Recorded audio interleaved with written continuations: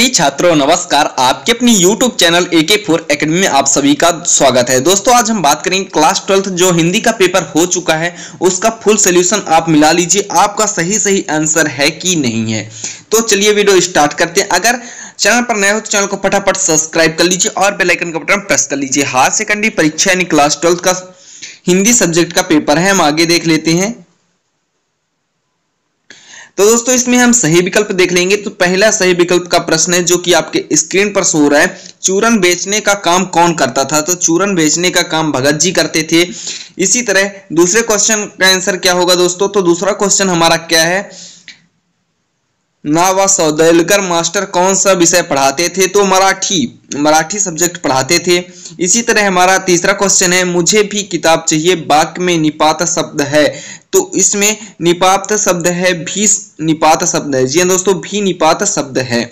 इसी तरह question number 4 की बात करेंगे। तो क्वेश्चन नंबर 4 जो कि आपके स्क्रीन पर शो हो रहा है, भारत में पहला छापा खाना गोवा में कब खुला। छापा खाना गोवा में कब खुला, तो 1556 में छापा खाना खुला। इसी तरह हम नेक्स्ट क्वेश्चन की बात करते हैं। तो नेक्स्ट क्वेश्चन है दोस्तों हमारा, सगुण भक्ति धारा को कितने भागों में बांटा गया है। तो सगुण भक्ति धारा को 2 भागों में बांटा गया है। इसी तरह हम नेक्स्ट क्वेश्चन की बात करेंगे। तो नेक्स्ट क्वेश्चन है हमारा छठवां, जहां अर्थ से काव्य की शोभा बढ़ती वहां अलंकार होता है। तो अर्थ अलंकार होता है। इसी तरह हम दोस्तों बात करेंगे क्वेश्चन नंबर 2 की। क्वेश्चन नंबर 2 पूरा का पूरा आंसर मिला लीजिए। आपके पेपर में कितने नंबर आप सही करके आए हैं, कितने नंबर आप गलत करके आए हैं। क्वेश्चन नंबर 2 है, तो क्वेश्चन नंबर 2 जो कि आपकी स्क्रीन पर सो रहा है, रिक्त स्थानों की पूर्ति उचित शब्द चयन कीजिए। हिंदी में नेट पत्रकारिता की शुरुआत ... के साथ हुई थी। तो इसमें वेब दुनिया होगी। दूसरा क्वेश्चन है, कवि जग जीवन का ... के लिए फिरता है। तो इसका सही आंसर होगा भार लिए फिरता है। इसी तरह तीसरा क्वेश्चन है, जहां उपमेय को उपमान से श्रेष्ठ बताया जाए वहां अलंकार होता है। तो व्यतिरेक अलंकार होता है। इसी तरह चौथा क्वेश्चन है, मुक्तिबोध उपन्यास के रचनाकार हैं। तो इसका सही आंसर है जैनेन्द्र कुमार।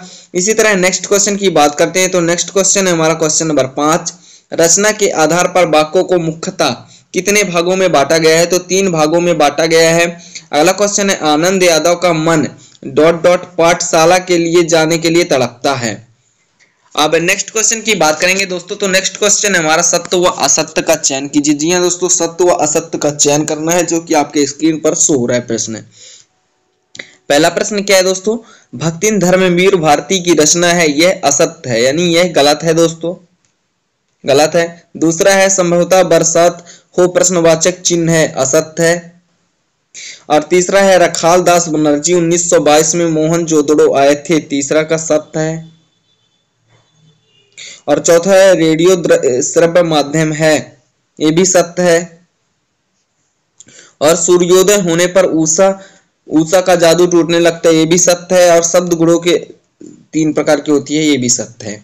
इसी तरह हम सही जोड़ी की बात करेंगे। तो सही जोड़ी में हम देख लेंगे दोस्तों, प्रश्न क्रमांक 4 है सही जोड़ी, अतरंग साक्षात्कार, इसका सही आंसर होगा डायरी, इसका सही आंसर होगा डायरी।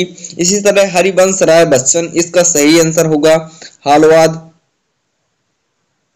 इसी तरह तीसरा क्वेश्चन है, प्रगतिवाद, प्रगतिवाद कब शुरू हुई थी। तो 1936 में। और चौथा है, यशोधरा, यशोधरा का सही आंसर होगा सिल्वर वेल्डिंग।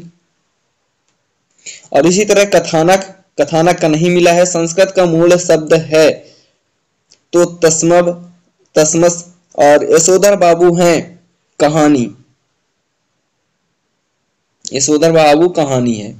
इसी तरह हम बात करेंगे एक वाक्य में उत्तर। जी हाँ दोस्तों, एक वाक्य में उत्तर बात करेंगे। तो एक वाक्य में उत्तर क्या है दोस्तों, पहलवान लुट्टन सिंह के कितने पुत्र थे। तो 2 पुत्र थे। एक वाक्य में उत्तर, तो दो पुत्र थे। बाल बाल बचना मुहावरे का अर्थ है संकट से कठिनाई से बचना। इसी तरह तीसरा क्वेश्चन है, सिंधु सभ्यता का सबसे बड़ा नगर कौन सा था। मोहनजोदड़ो। चौथा क्वेश्चन है, आमतौर पर रेडियो नाटक की अवधि कितनी होती है। तो 15 से 20 मिनट, 15 से 30 मिनट, 15 से 30 मिनट तक होती है आमतौर पर। और इसी तरह 5वां क्वेश्चन है हमारा, सूरज का 7वां घोड़ा किसकी रचना है। तो धर्मवीर भारती की रचना है। छठवां है शांत रस के स्थायी भाव किस नाम से जाना जाता है, तो निर्वेद। और अगला है आलोक धंधवा एकमात्र काव्य संग्रह कौन सा है, लिखिए दुनिया रोज बनती है, दुनिया रोज बनती है। दोस्तों इसी तरह ये ऑब्जेक्टिव के पूरे आंसर आपके बता दिए। इसका पीडीएफ चाहिए तो लिंक डिस्क्रिप्शन में, टेलीग्राम और व्हाट्सएप ग्रुप का आप जाकर ज्वाइन कर लेंगे, आपको पूरे पीडीएफ प्रोवाइड करा देंगे। मिलते किसी नए टॉपिक से इंटरेस्टिंग, जब तक के लिए जय हिंद।